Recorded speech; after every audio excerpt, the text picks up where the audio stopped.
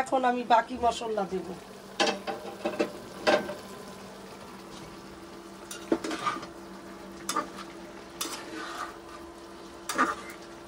Guys 10 minute শেষ, এটা দম দিল আম্মু, একটা কালার চলে আসছে।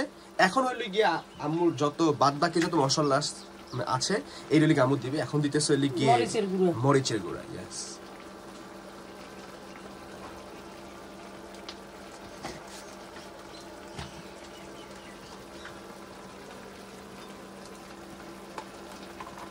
এই রসুন বাটা,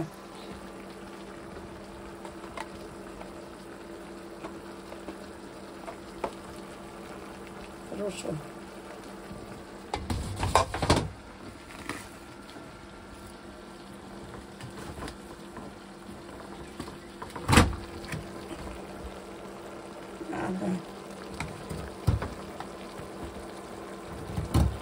বাবা কখন ভাই করছি এখন খুলি না।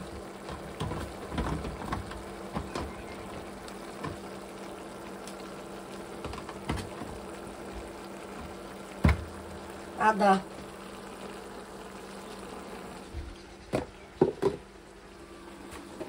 জিরা ফাঁকি, জিরা গরম মশলা মিলানো,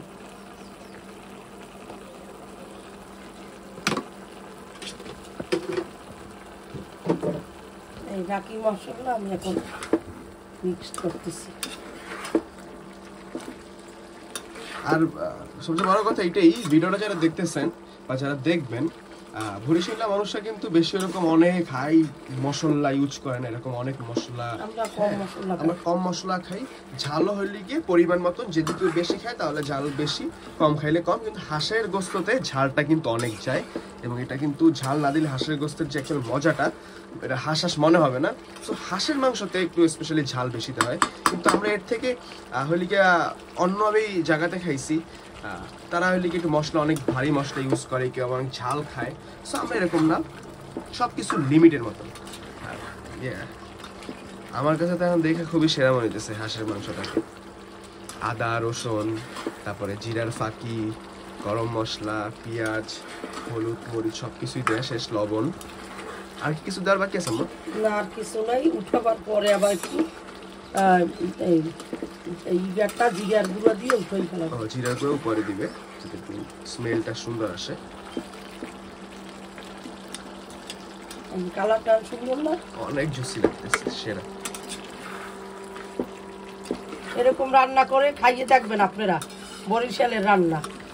হ্যাঁ, সব ডিস্ট্রিক্টই তো সবাই রান্না করে, তা আমি যেভাবে রান্না করলাম এইভাবে একবার দেখবেন, কালার আসবে, গোসের টেস্টও পাবেন।